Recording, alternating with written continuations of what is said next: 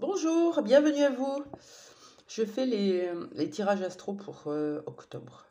Octobre, donc le 10-08, on est un 18, on est un 9. 9, c'est une énergie plutôt yang, c'est une énergie plutôt de concrétisation, de euh, conscience, savoir et acter derrière. Donc on est sur un chiffre qui met fin, qui termine un aboutissement. Mais c'est tout par une prise de conscience qu'il y a eu auparavant. Le chakra coronal est très lié au chiffre 9. On est dans le savoir, la sagesse et comprendre de ces leçons. C'est un peu ça. Alors, mettre fin à quelque chose ou faire le deuil ou acter un changement quelconque, euh, ça peut venir de vous, ça peut venir de quelqu'un d'autre, ça peut venir de l'univers. Et oui. Pourquoi? Parce que, imaginons que vous soyez en professionnel dans une situation qui vous pèse. Vous restez par habitude, vous restez par conviction, par devoir, pour votre salaire, etc. Vous n'arrivez pas à y mettre fin. Ça, qu'est-ce qui va se passer? C'est probablement quelqu'un d'autre qui va s'en occuper. Un collègue qui va être pénible, qui va vous pousser à bout jusqu'à un burn-out. Un directeur qui vous change de poste ou qui vous demande de partir, un licenciement, ou une boîte qui ferme, qui termine un licenciement, une liquidation judiciaire. Voilà. Si c'est vous qui l'actez, vous allez demander un changement de poste ou une rupture à l'amiable. Ça, c'est parce que vous avez acté.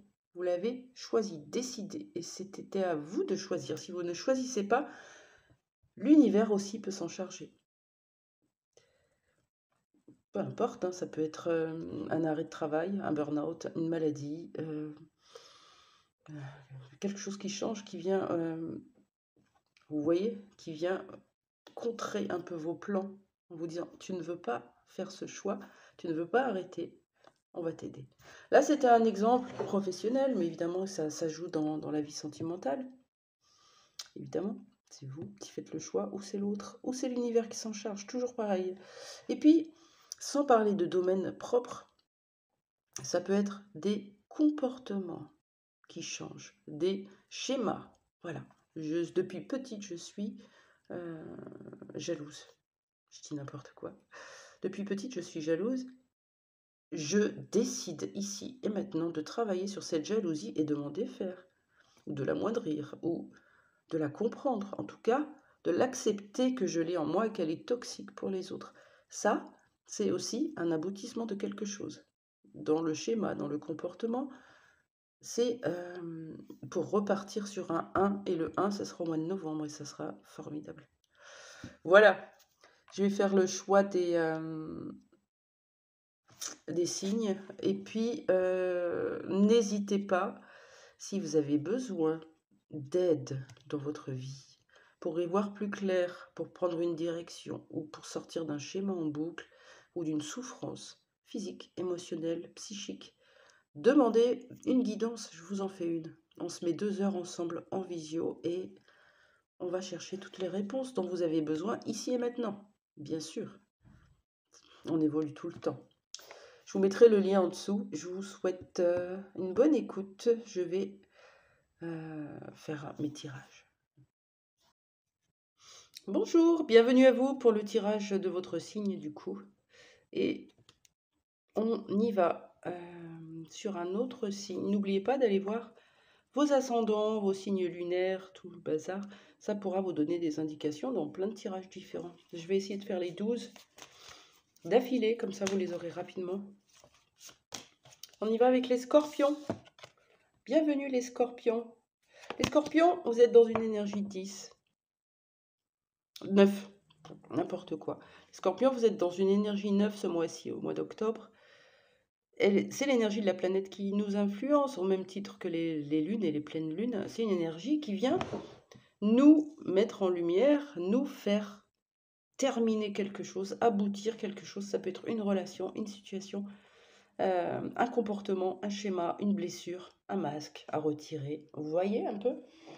Prenez ce qui vous parle. Les scorpions, de quoi nous parle cet aboutissement, cette fin de quelque chose quelque part, hein? On y va pour les scorpions. Une seule carte. De quoi ça nous parle? On a quelque chose avec la famille. Est-ce qu'on aboutit à reconstruire une famille ou est-ce qu'on aboutit à un lien, à terminer, à couper? On va aller voir un peu plus près cette carte de la famille qui peut vouloir dire tout et n'importe quoi. Alors, de quoi ça nous parle, cette carte de la famille?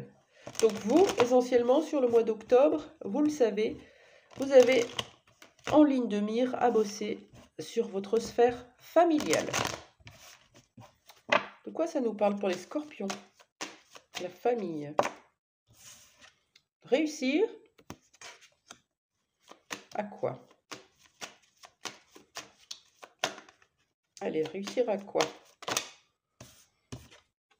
À croire à croire en sa chance. J'arrive pas à parler, dis donc. Réussir à quoi? Avec de la chance, vous allez réussir. Un coup de chance, un coup de pouce, coup du destin, coup du sort.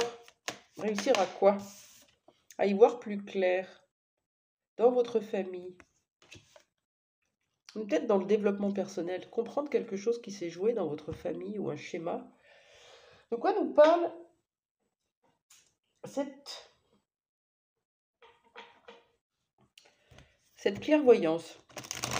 Voilà, je la montre assez vite, mais on ouvre les yeux sur quelque chose. On déniche un secret ou on y voit plus clair, ou on prend de la hauteur, ou ça y est, notre mental nous a un peu lâché, donc du coup on peut plus voir réellement les choses telles qu'elles se passent. On sort d'une certaine forme d'illusion de quelque chose. Pourquoi cette carte de la clairvoyance, les scorpions, au niveau familial? Une seule carte. Ouh là là. Allez, une seule. Par rapport à une femme ou une énergie féminine, ça peut être la lignée de votre famille, ou un enfant, ou une sœur, une mère, ou un homme avec une énergie yin. C'est quoi cette clairvoyance par rapport à la famille, s'il vous plaît? Beaucoup trop de cartes, même si elles étaient très intéressantes, j'en voudrais qu'une. S'il vous plaît, au moins. Allez, s'il vous plaît, une seule carte pour la famille. Pour les scorpions, de quoi ça nous parle, cette clairvoyance? Vous y voyez clair sur une femme, sur une énergie féminine. Par rapport à quoi?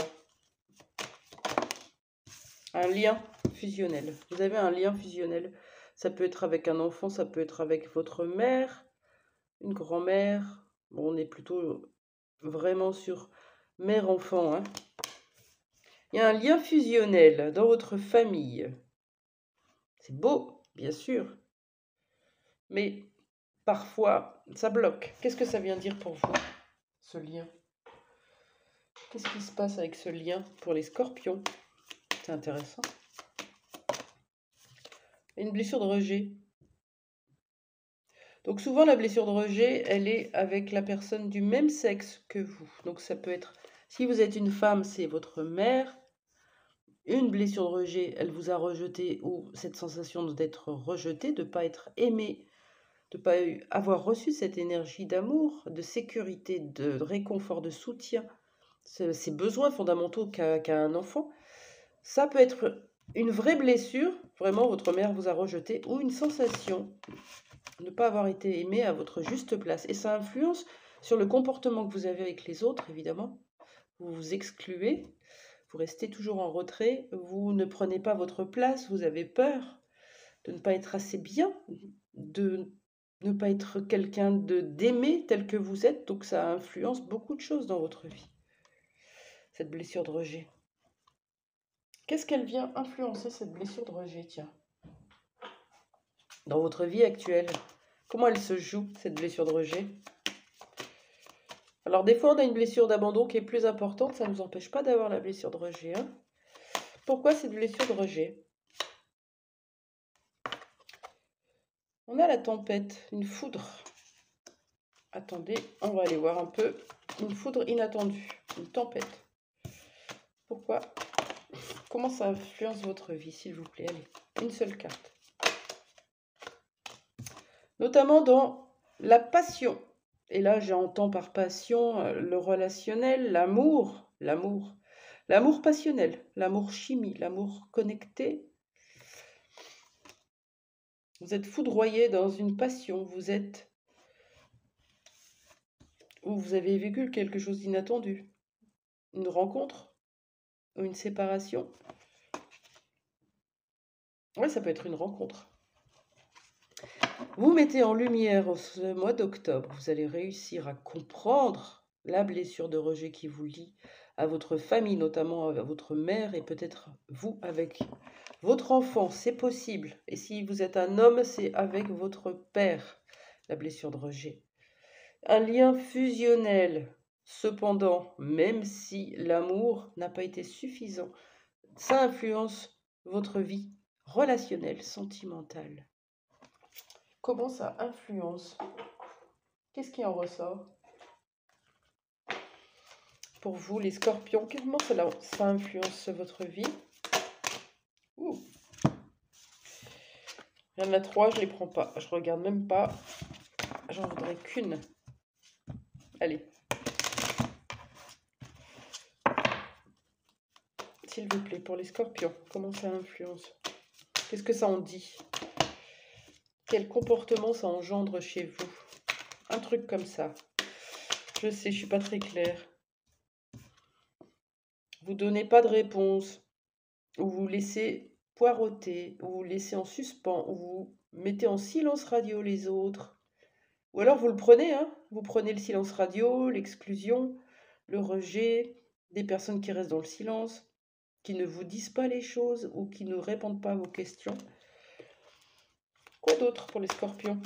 Comment ça influence leur vie? Qu'est-ce que ça provoque comme comportement, ce rejet que vous avez vécu, ou une sensation de rejet en tout cas? Pas avoir été aimé à votre juste valeur. Vous avez une réconciliation. C'est drôle, on a encore cette idée de lien qui est à l'envers. Alors on a le trimestre en cours qui dit qu'il y a quelque chose qui va se passer dans le trimestre en cours. La réconciliation, elle tombe à l'envers. Cette blessure de rejet empêche cette réconciliation. À l'intérieur de vous, j'entends, yin et yang, polarité masculine-féminine, et puis en miroir de la vie, par l'intermédiaire de votre relationnel, de votre sentimental. Est-ce qu'on peut m'en dire plus pour les scorpions, s'il vous plaît? Hop, alors, on y va. Qu'est-ce qu'on peut me dire là-dessus?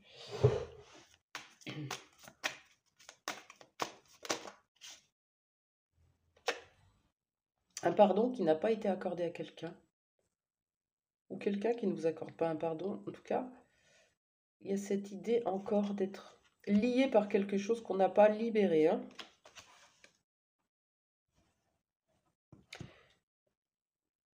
En fait, c'est très simple. On subit des choses atroces dans notre vie, des fois plus, des fois moins, et il n'y a pas besoin de jugement d'ailleurs, on le prend comme ça vient. Il se peut qu'on soit rejeté, ça nous a fait souffrir, ça nous a exclus de notre vie, et si on ne pardonne pas à cette personne, on continue à faire vivre notre blessure de rejet. C'est pour tout pareil. Si on ne pardonne pas une trahison, on continue à faire vivre cette blessure de la trahison et le masque du contrôlant. Qu'est-ce qu'on peut me dire pour vous les scorpions? Allez. On parle de visualisation. Ok. Quoi d'autre? Je sais pas pourquoi cette carte. Angoisse et peur. Ah ouais. Donc vous allez devoir faire ce travail, les scorpions. Visualisez vos angoisses et vos peurs concernant la blessure de rejet. Parce qu'elle vient impacter votre vie fort. Vous avez peut-être envie de vous mettre dans un coin parfois. Vous avez des schémas en boucle qui arrivent dans votre tête, des pensées négatives, des peurs, ça vous fige comme un enfant, vous repliez vos jambes. Laissez-moi tranquille dans ma bulle. Ok, un petit temps, mais il faut aller la comprendre, cette peur, ces angoisses. On me parlait de réconciliation, et j'ai quand même quelque chose qui arrive là, ou qui est déjà arrivé, hein. Vous vous êtes fait rejeter dans une situation, peut-être amoureuse, et puis ça vient vous parler d'une ancienne blessure, d'une profonde blessure. Une personne qui nous rejette dans notre vie, où on a la sensation d'être rejeté, vient mettre en lumière cette blessure de rejet. Elle ne vient pas nous punir. C'est quoi cette passion? Qu'est-ce qu'on raconte sur cette passion? Réconciliation, on avait qui n'était pas encore là. C'est quoi, les scorpions? Vous avez une peine à l'intérieur de vous. C'est quoi? Vous rejetez la blessure, vous rejetez la souffrance, la peine, les émotions que cette passion engendre? C'est possible, hein? Qu'est-ce que c'est que cette passion? Qu'est-ce qu'elle vient dire?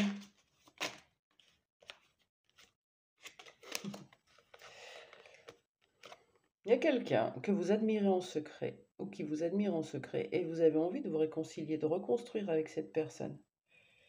Le problème, c'est que cette personne vous a certainement fait du mal, et chaque fois que vous y pensez, vous avez de nouveau des angoisses et des peurs qui reviennent. Pourquoi? Parce que le pardon n'a pas été accordé. À qui? À votre parent. C'est très simple. C'est ça d'aller travailler son enfant intérieur. C'est la part de vous qui est blessée. C'est pas votre part adulte, c'est votre part enfant. Elle a retenu des choses qui lui ont fait du mal. Et chaque fois qu'elle les revit, elle s'effondre. Elle a peur, elle met des masques, elle se protège. Mais votre part adulte, elle est prête à vivre les choses. Donc, allez réconcilier cette part d'enfant avec celle de l'adulte que vous êtes.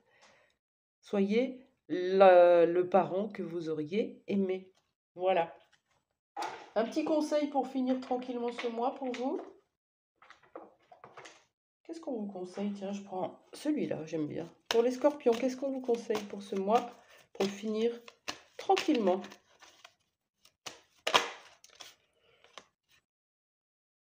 De sortir, d'aller en ville, de bouger, de voir du monde, de vous rapprocher des autres, de sortir de votre isolement, de votre grotte. Ouais, c'est ça. Bougez, sortez, voyez du monde, allez vous promener simplement si vous connaissez personne. Mettez-vous à une terrasse avec un café, laissez faire l'impromptu, l'inconnu, la surprise. Mais sortez. Voilà, je vous souhaite un très bon mois. Moi, je vous souhaite aussi une très belle journée. On est samedi, un bon week-end et je vous dis à très vite. Au revoir.